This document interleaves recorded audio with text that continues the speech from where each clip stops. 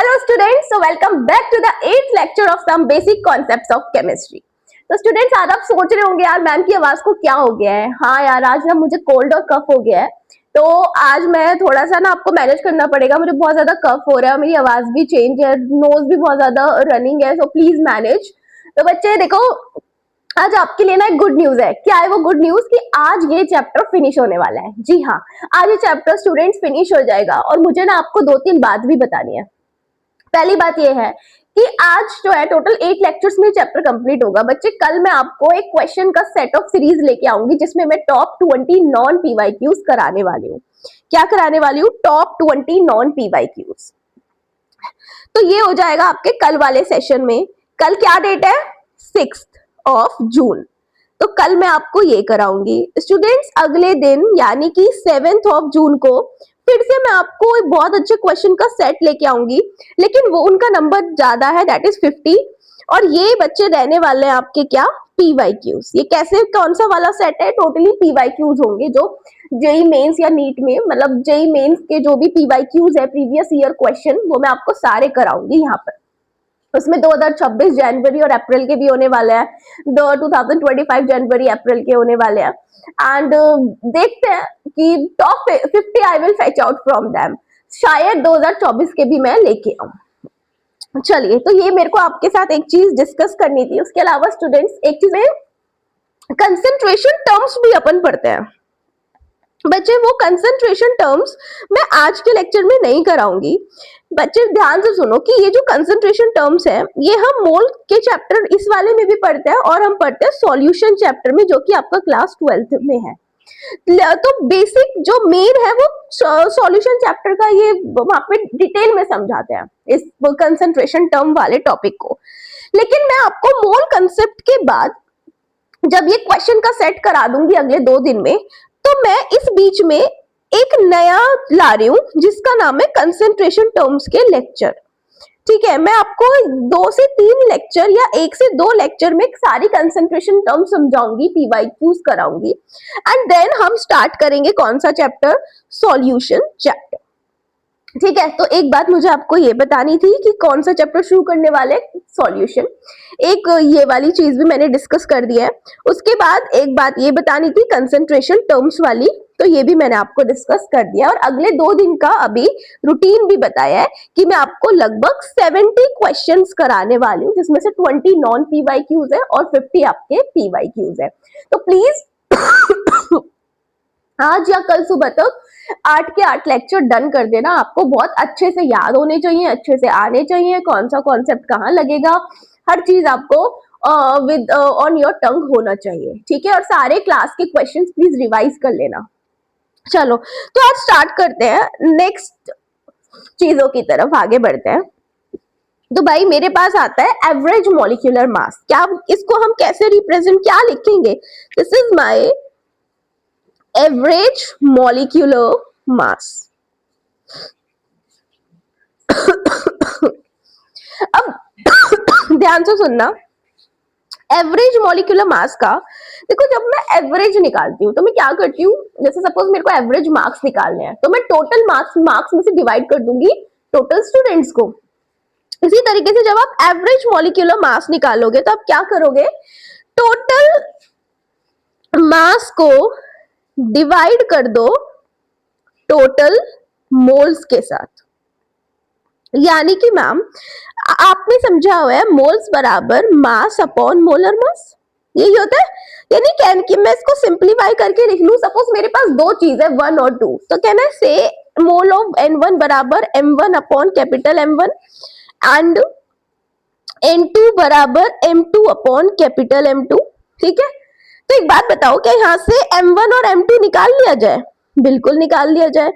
तो अगर आप यहाँ से m1 निकालोगे तो दैट इज मास आएगा n1 इंटू m1, और यहाँ से m2 निकालोगे तो मास क्या आएगा? n2 into m2। बच्चे टोटल मास को क्या हम लिख सकते हैं? m1 plus m2। तो एक बात बताओ कि भाई, एक सेकेंड रुको, हाँ, now tell me one thing, can I write it like m1 is n1 m1 plus m2 is N2M2 upon में total moles N1 plus N2, और यही मेरा किसका फॉर्मूला हो गया,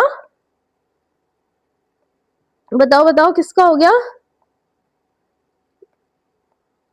this is my M average. ठीक है, तो मैंने आपको ये एक फॉर्मूला करा दिया है। ठीक है, ये आपको ध्यान रखना है, ये बहुत जरूरी फॉर्मूला है। क्लियर है? चलो अभी एक काम करते हैं, फॉर्मूला तुरंत याद करो, तुरंत, बहुत जरूरी है। फिर तुरंत ना मैं इस पे आपको क्वेश्चन के थ्रू चीजें कराती हूँ। चलो देखो भाई, द क्वेश्चन इज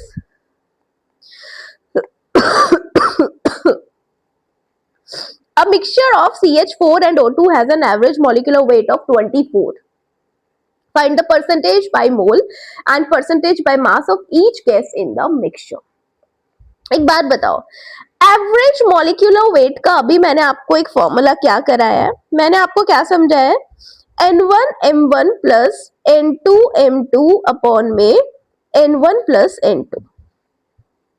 अब एक बात बताओ, उसमें आपको एवरेज मॉलिक्यूलर वेट कितना दिया है, 24। Can I right here 24?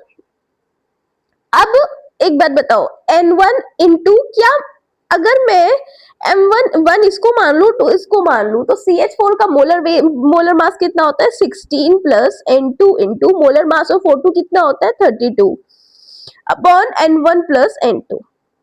बच्चे एक बार देखो, सॉल्व करो, इसको क्रॉस मल्टीप्लाई कर दो 24 को इसके साथ, तो 21N1 प्लस 24N2 बराबर 16N1 प्लस 32N2। स्टूडेंट्स को सॉल्व करो, देखो N1 वाली वैल्यूज एक साथ कर लो, तो 8N1 बराबर हो जाएगा 8N2 के। समझे कैसे हुआ, ये N2 वाली एक साथ कर ली, तो भाई N1 बाई N2 का रेशियो निकाल लो, क्या आ जाएगा, 1/1। यानी कि कैन आई से वन थिंग हियर,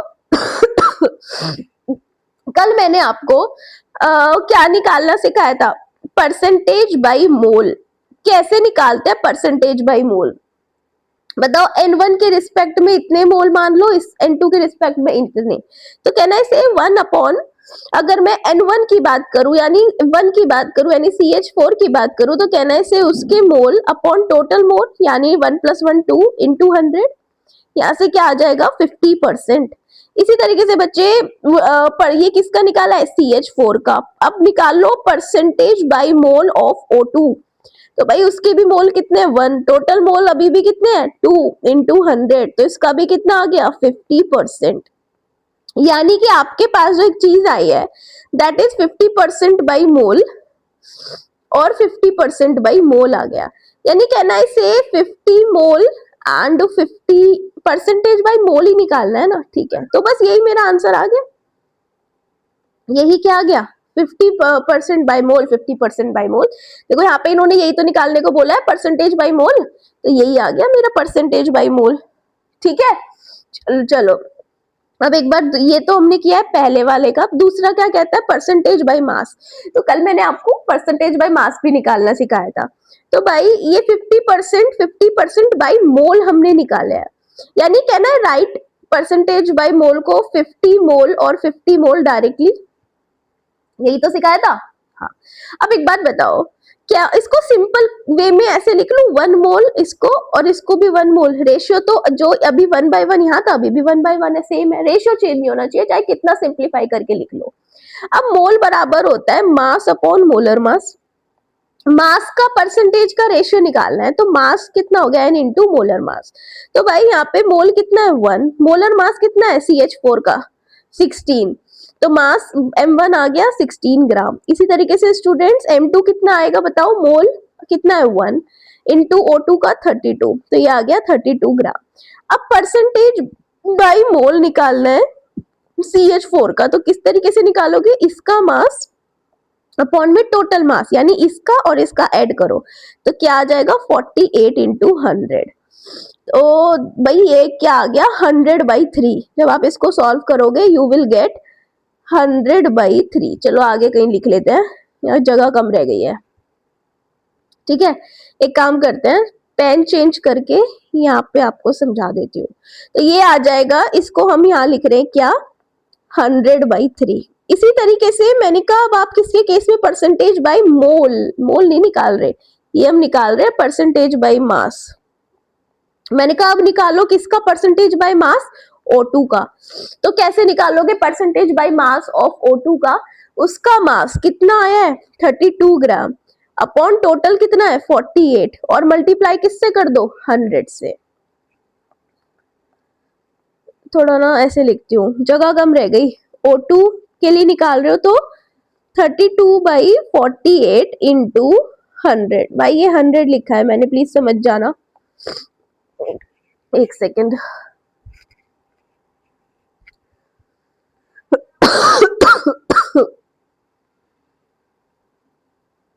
32/100, 148 आएगा यार, इंटू 100। तो स्टूडेंट्स ये जाएगा आपका कितना, देखना जरा क्या जाएगा, 4 8 0 0, क्या कर दिया यार। 32/48 कितना होता है देखो तो एक बार, 4 8 32, 12, 4 2 8, 4 3 ये जाएगा स्टूडेंट्स 200/3। ठीक है, तो ये आ गए आपके मास परसेंट। तो भाई मेरा आंसर आया है, मैं एक जगह ना बता देती हूँ, चेक ही कर लेते हैं बता क्या देता है। भाई देखो परसेंटेज बाय मोल CH4 का आया है 50, O2 का आया है 50, तो ये हमारा सही आया है। Percentage by mass 33.33, 66.67। जब आप इनको सॉल्व करोगे ना, देखो इसको सॉल्व करोगे तो यही आएगा 33.33, इसको सॉल्व करोगे तो यही आएगा 66.67। ठीक है। तो आई थिंक समझ में आ गया होगा ये वाला सवाल, है ना। तो मैंने कल आपको इसलिए हिंट दिया था भाई ढंग से पढ़ लेना परसेंटेज बाय मोल और मास कैसे निकालते हैं। तो जिनको अभी क्लियर नहीं हुआ है, मुझे पता है थोड़ा सा डिफिकल्ट सी चीज है, आप प्लीज कल वाला लेक्चर देखना, लास्ट में समझाया था, फिर इस क्वेश्चन को अटेम्प्ट करोगे तो समझ में आ जाएगा। चलो आगे बढ़ते हैं। देखो पूरा सॉल्यूशन दिया है इस वाले क्वेश्चन का ना, ये पूरा का पूरा सॉल्यूशन दिया है मैंने आपको, आप देख लेना एक बार, देखना चाहो तो। बच्चे अब आता है क्या, मेरा डिग्री ऑफ डिसोसिएशन। देखो ध्यान से सुन लो कि भाई सपोज एक रिएक्शन हो रही है, A गिव्स B। मैंने बोल दिया कि शुरू में इसके 10 मोल मैंने लिए थे रिएक्शन के दौरान, मैंने कहा इसके ना 3 मोल रिएक्ट कर गए, तो बताओ कितने बचे। तो आप क्या बोलोगे मैम 7 मोल बचे। अब एक बात बताओ भाई, अगर इसके 10 मोल मैंने इनिशियली लिए थे, 10 मोल मैंने इनिशियली लिए थे जिसमें से 3 मोल ही रिएक्ट करे, तो जब मैंने 10 मोल लिया तब 3 मोल ने रिएक्ट किया। एक बात बताओ, अगर मैं इसका 1 मोल लूं इनिशियली, तो बताओ इसके कितने मोल रिएक्ट करेंगे। भाई सिंपल है, बहुत सिंपल, यूनिटरी मेथड लगा दो। तो 1 × 3/10 मैम 3/10 मोल ए के रिएक्ट करेंगे। बच्चे जब हम निकालते हैं कि रिएक्ट, 1 मोल रिएक्टेंट कितना रिएक्ट करता है, कितना कर रहा है यहाँ पे 1 मोल रिएक्टेंट 3/10। तो स्टूडेंट्स यही क्या है मेरा डिग्री ऑफ डिसोसिएशन, और डिग्री ऑफ डिसोसिएशन को हम डिफाइन करते हैं अल्फा से। ठीक है, तो अल्फा बराबर इन दिस केस आ गया 3/10। क्लियर है। अब एक बात बताओ, मैंने कहा ए दे रहा है बी, मैंने कहा इसका शुरू में 10 मोल था, है ना, या 10 मोल मत लो, मैंने बोला, मैंने कहा इसका शुरू में ए मोल था, ए में से एक्स मोल रिएक्ट कर गया, तो बचा कितना ए माइनस एक्स। तो अगर टोटल ए में से एक्स रिएक्ट कर गया तो एक में कितना रिएक्ट करेगा, तो आप बोलोगे x/a, और यही क्या समझा है डिग्री ऑफ डिसोसिएशन, जो कि क्या है अल्फा। तो क्या यहाँ से x आ गया, a अल्फा लिख सकते हो, आप लिख सकते हो। तो x को कल को मैं कहूं, मैंने कहा यही रिएक्शन दोबारा लो, और अब क्या हो रहा है a माइनस एक्स की जगह रख दो a अल्फा, तो a अल्फा आ गया। अच्छा ठीक है, अब एक बार बताओ, ये x रिएक्ट कर गया तो ये x बन गया, है ना, ये बनेगा भी। अब यहाँ पे a अल्फा रिएक्ट कर गया तो ये a अल्फा बनेगा भी। तो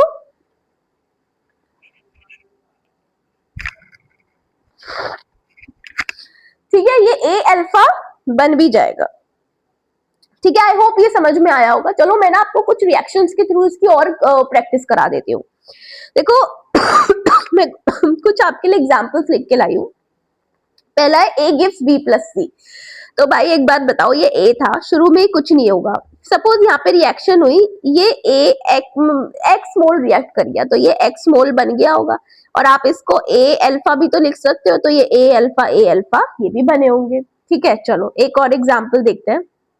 दूसरा है A gives 2B plus 3C। भाई एक बात बताओ, ये सपोज A था, ये कुछ भी नहीं था। सपोज बच्चे ये एक्स मोल रिएक्ट कर गया, है ना, तो भाई ये कितना बनेगा 2B, तो ये 2x, और ये 3C, वो C कितना बनेगा 3C, 3x। इसी तरीके से x क्या है A अल्फा, तो A minus A alpha, 2 into x क्या है A अल्फा, 3 इंटू एक्स क्या है A अल्फा। समझ में आई बात? चलो इसी तरीके से आगे वाला देखो, मेरे पास है तीसरा 2A plus B plus C। चलो इसको ना थोड़ा सा जगह कम है, तो इसको मैं यहाँ पे लिख देती हूँ। मैंने कहा एक बात बताओ, इसका शुरू में A था, तो भाई इसका सपोज x मोल डिसोसिएट कर गया, तो भाई ये x/2 बन रहा होगा और ये भी x/2 बन रहा होगा। क्योंकि ऐसा क्यों किया मैम आपने? भाई यहाँ पे 2 के रिस्पेक्ट में x जा रहा है, क्या जा रहा है? 2 के रिस्पेक्ट में x जा रहा है, 2 के रिस्पेक्ट में x जा रहा है, और यहाँ पे क्या है 1, तो भाई 1 के रिस्पेक्ट में कितना जाएगा? x/2 ही तो जाएगा, तो इसीलिए यहाँ पे क्या आया x/2 और x/2। क्लियर है? चलो और कैसे लिख सकते हो? a माइनस एक्स को क्या लिखते हैं? a alpha. यहाँ पे x को क्या लिखते हैं? a अल्फा/2, a अल्फा/2। समझ में आई? चलो अब बच्चे एक बात बताओ, इसको ऐसे भी तो लिख सकते हो, a कॉमन ले लो, 1 माइनस अल्फा, ये भी इसको आप लिख सकते हो। ठीक है, चलो अब मैं आपको ना क्वेश्चन कराती हूँ, क्वेश्चन के थ्रू समझने का ट्राई करते हैं। तो स्टूडेंट्स क्वेश्चन देखो, the number of moles of each substance if alpha is equal to 0.6 and initially 10 moles of NH3 are taken. ठीक है, ये वाला करता है। तो भाई इसने क्या बोला है कि कितने मोल्स है हर सब्सटेंस के, अगर अल्फा है 0.6 और NH3 के जो A है, जो A इनिशियल मोल है वो कितना है? 10 मोल। सही बात। तो एक बात बताओ, रिएक्शन तो हमको आती है ना, twice of NH3 gives N2 plus thrice of H2। अब एक बात मुझे बताओ कि NH3 के कितने मोल्स दिए हैं? 10 मोल, तो 10 मोल यहाँ लिख लो, यही क्या है मेरा A। भाई एक काम करो, पहले तो हम ना अपना नॉर्मल जो हमने सीखा है उसको करते हैं। सपोज A है, तो शुरू में कुछ नहीं होगा। सपोज ये A माइनस एक्स है, तो ये XX बना होगा। मैंने कहा ये ना नहीं, XX क्यों बना होगा? ये x/2 और ये x/2 बना होगा। अब मैंने कहा ये a माइनस A अल्फा है, ये A अल्फा/2 है और ये A अल्फा/2 है। क्लियर है? हाँ। अब उसने बोला है कि A की वैल्यू दी है कितनी? 10 मोल, और अल्फा की वैल्यू कितनी दी है? 0.6 मोल। मैंने कहा यहाँ पे पुट करना, तो 10 माइनस 10 इंटू 0.6 यानी आ गया कितना? 4, है ना। तो अभी इसके कितने मोल बचे हैं? 4 मोल। मैंने कहा A की वैल्यू रखो यहाँ पे, 10 इंटू 0.6/2, 3 मोल। मैंने कहा यहाँ पे A 10 इंटू, यहाँ पे भी यही आएगा 1 सेकेंड भाई, यहाँ पे ना ध्यान से सुनो, 3 लिखा है, तो ये क्या आ जाएगा? एक बात बताओ, 2 के रिस्पेक्ट में x डिसोसिएट हो रहा है, तो 3 के रिस्पेक्ट में कितना डिसोसिएट होगा? 3x/2 ही तो होगा, तो 3x/2 आएगा ना, यहाँ 3 भी तो आएगा, इंटू 3 भी तो लगाओ। ठीक है, चलो सॉल्व करो, कितना आएगा? तो ये जाएगा भाई कितना? 9। तो क्वेश्चन देखो क्या बोल रहा है, number of moles of each substance, number of moles of each substance, कितने मोल्स बचेंगे हर सब्सटेंस के? तो 4 मोल, 3 मोल, 9 मोल। ठीक है, समझ में आया? चलो आंसर चेक करते हैं, 4, 3 और 9 मोल। समझ में आया? चलिए आगे बढ़ते हैं भाई। नेक्स्ट क्वेश्चन है, relationship between M average and alpha. What is this average molecular weight या average atomic mass, what is alpha, degree of dissociation. तो भाई इसका एक फॉर्मूला है, कैसे आया हमें उसमें नहीं पढ़ना, इसका पूरा डेरिवेशन है, आप बस इसको याद कर लो। एम एवरेज का जो फॉर्मूला है that is molar mass of A, जैसे ए से एन बी कोई रिएक्शन हो रही है तो ए का जो रिएक्टेंट का जो मोलर मास है उसको डिवाइड कर दो 1 minus n minus 1 into alpha. अब ये एल्फा एन क्या है, एन क्या है बच्चे, एन है इसका बी का कोफिशिएंट। और ध्यान प्लीज फोकस, क्वेश्चन इज कि ये जो एन है, एन आप वो वाला रखोगे जब इस ए के आगे वाला जो कोफिशिएंट है, ए का जो स्टोइचियोमेट्री है वो 1 है, नहीं है 1 तो आप 1 बना लो। सपोज यहाँ पे कल को 2 है तो आप 2 से पूरी रिएक्शन को डिवाइड कर दो, बट इसको 1 रखो, फिर जो एन है उसको यहाँ पे पुट करो। और अल्फा क्या है, डिग्री ऑफ डिसोसिएशन। समझ में आया? चलिए इतनी सी बात थी। अब आपको फिर से कॉन्सेप्ट बता दिया, क्वेश्चन के थ्रू समझाती हूँ कुछ चीजों को। चलो देखो ये क्वेश्चन दिया है, क्या बोल रहा है, find M average of the reaction mixture अगर अल्फा 0.5 है, ठीक है, और रिएक्शन ये दी है। भाई क्या बोला मैंने कहा इसको देखते ही ये क्या है n, और n वो रखना है जब रिएक्टेंट में SC स्टोइचियोमेट्रिक कोएफिशिएंट 1 हो, तो यहाँ तो है। चलो निकालना क्या है पर एम एवरेज, तो भाई आपको भी फॉर्मूला बताया था, M average molar mass of A upon में 1 plus n minus 1 into alpha. चलो तो ए तो ये है ना मेरा, ए तो बच्चे ये है, हाँ तो इसका मोलर मास निकाल लो। एक नाइट्रोजन का होता है 14, 2 है तो इंटू 2, प्लस एक ऑक्सीजन का होता है 16, 4 है तो इंटू 4, तो 28 प्लस 64 कितना आया देखना, 92, हाँ 92 आ गया। चलो तो 92 डिवाइडेड बाई 1 प्लस एन की वैल्यू क्या है 2, ये एन ही तो है मेरा 2, ये क्या है एन 2, एन क्या है 2 माइनस 1, और एल्फा क्या दिया है 0.5। बस इसको सॉल्व कर लो, आपका आंसर आ जाएगा। ठीक है, तो देखो आंसर चेक करते हैं। तो स्टूडेंट्स आंसर इसको सॉल्व करके आएगा 61.33। ठीक है, चलिए आगे बढ़ते हैं। Absolute density and relative density. तो स्टूडेंट ध्यान से सुनो, ये ना चीजें बहुत बच्चों को दिक्कत होती है, मतलब बच्चे यही पूछते रहते हैं मैम ये है क्या, हमें आज तक समझ नहीं आया। तो आप ध्यान से सुन लो भाई, एब्सोल्यूट डेंसिटी, एब्सोल्यूट डेंसिटी होती है नॉर्मल डेंसिटी जो आज तक हम पढ़ते आ रहे हैं। क्या पढ़ते आ रहे हैं, that is mass by volume, और यूनिट्स है ग्राम पर ml, और SI यूनिट क्या है इसकी, kg बाई मीटर क्यूब।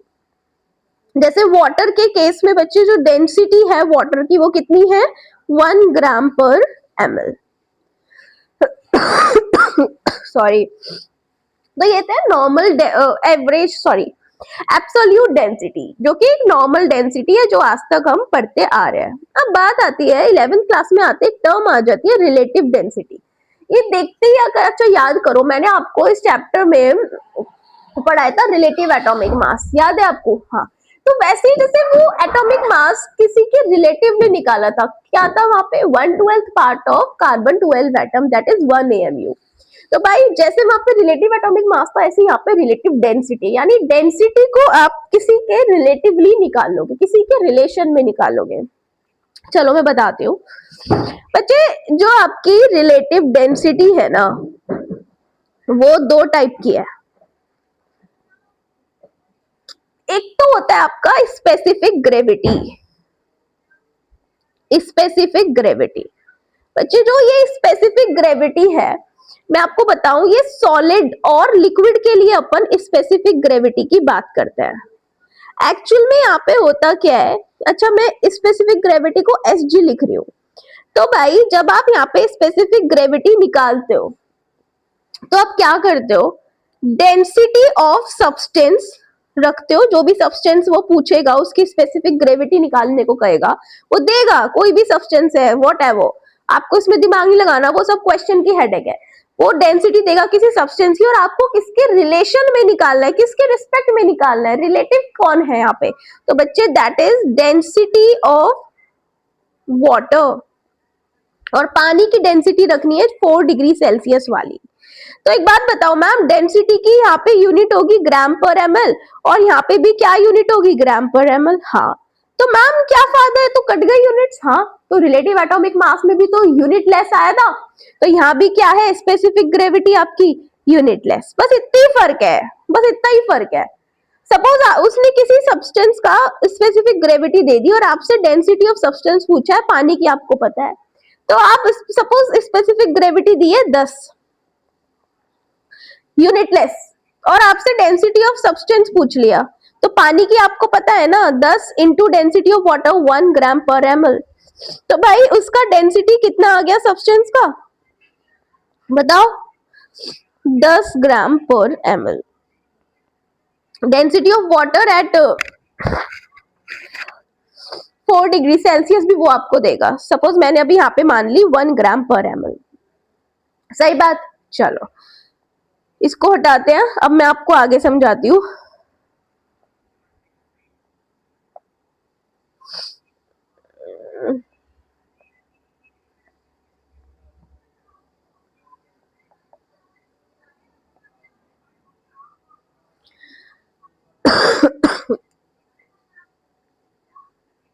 चलिए now let's move ahead. Next we have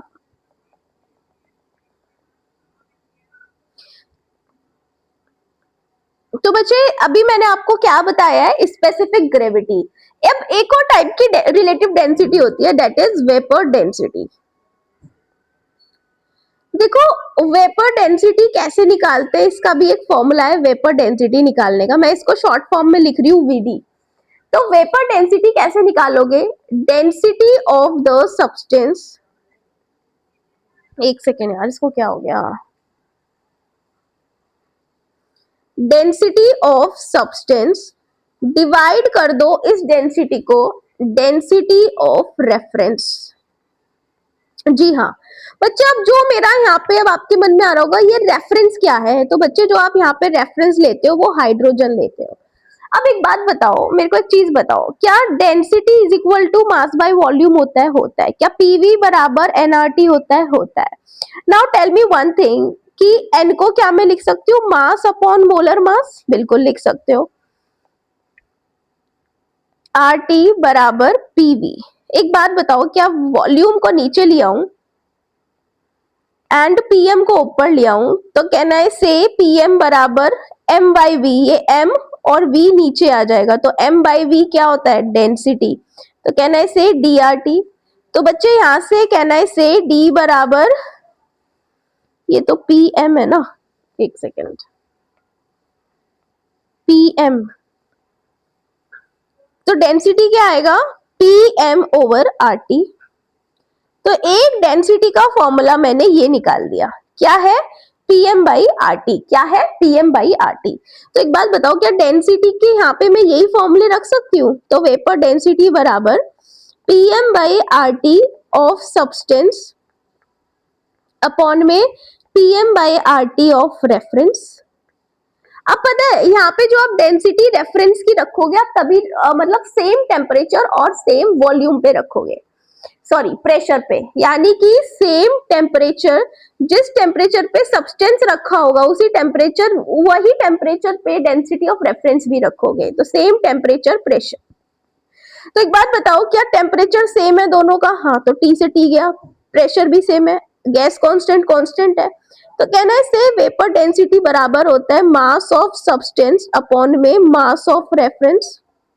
अब ये मास ऑफ रेफरेंस हाइड्रोजन है H2, तो हाइड्रोजन का मास कितना होता है, मोलर मास 2 ग्राम पर मोल, तो कहना है से कि vapour density multiplied by 2 is the mass of the substance. तो स्टूडेंट्स ये मेरा फॉर्मूला आ जाता है किसका, वेपर डेंसिटी का, सही बात।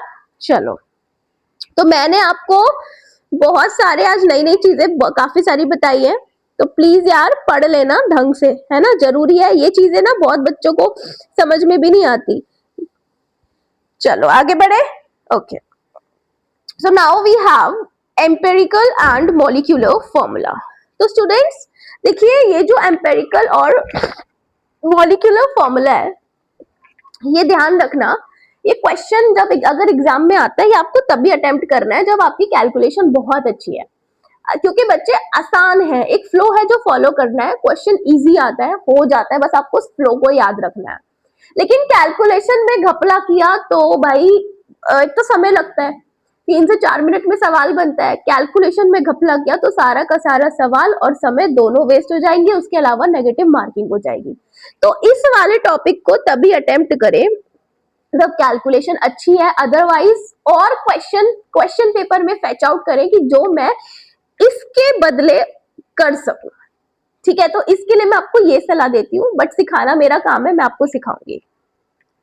अ compound contains 4.07% hydrogen, 24.27% carbon, 71.65% chlorine. Its molar mass is 98.96 gram per mole. Find its empirical formula and molecular formula. चलो, सबसे पहले तो भाई ये एम्पेरिकल फॉर्मूला और मॉलिक्यूलर फॉर्मूला होता क्या है, देखिए।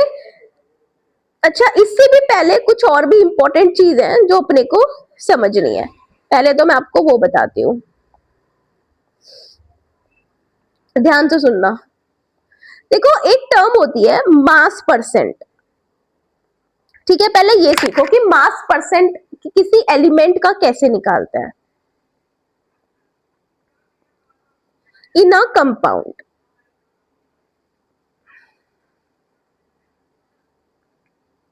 तो भाई ये जो आप मास परसेंट बच्चे निकालते हो, जैसे सपोज मैंने लिया H2O, मैंने कहा H2O के अंदर H का मास परसेंट निकालो, मास परसेंट ऑफ हाइड्रोजन निकालो। तो कैसे निकालोगे मास percent of hydrogen?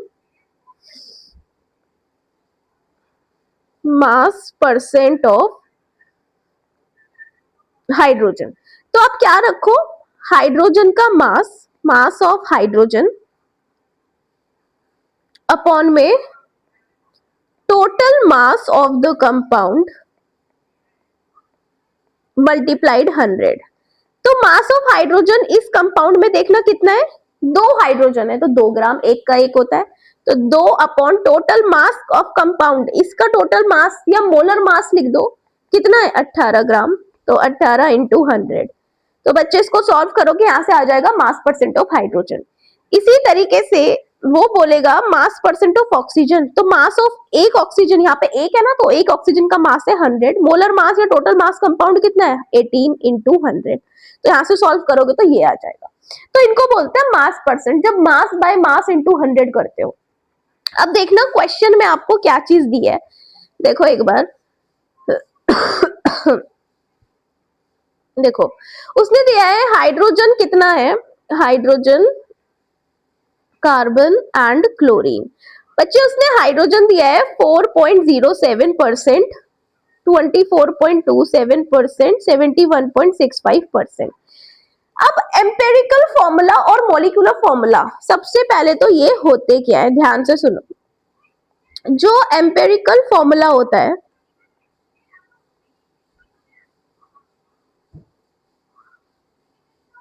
Empirical formula होता है simplest atomic ratio in a compound, simplest atomic ratio in a compound, simplest atomic ratio in a compound। और मॉलिक्यूलर फॉर्मूला क्या होता है, actual atomic ratio in a compound।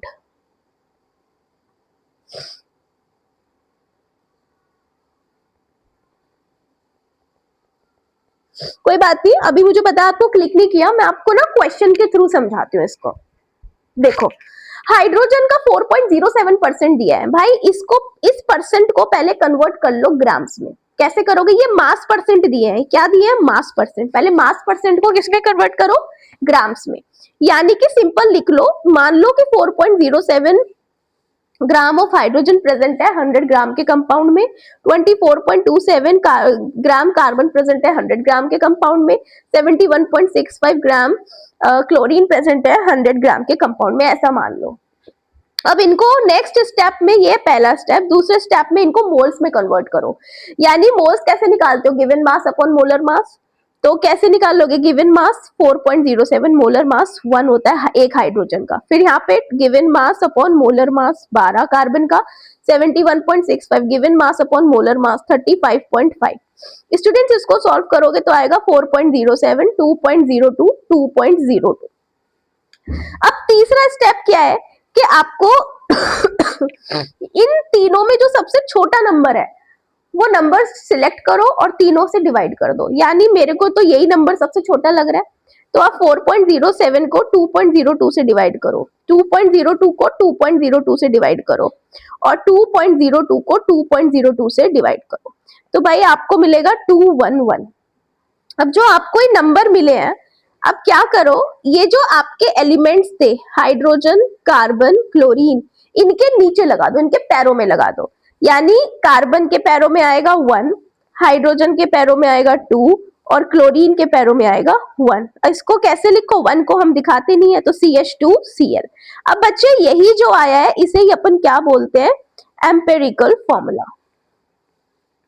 अभी मैं समझाऊंगी कि ये होते क्या है, रुक जाओ पहले ना मेरे को लाने दो एग्जैक्टली।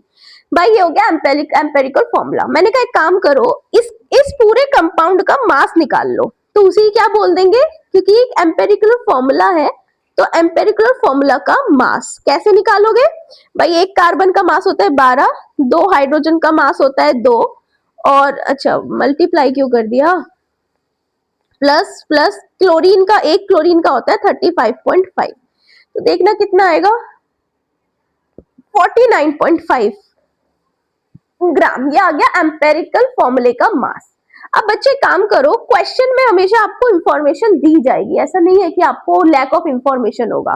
देखिए क्वेश्चन में ऑलरेडी आपको मोलर मास दिया है उस कंपाउंड का जो हम प्रिडिक्ट कर रहे हैं, जिसका एम्पेरिकल फॉर्मूला और मॉलिक्यूलर फॉर्मूला कितना दिया है 98.96।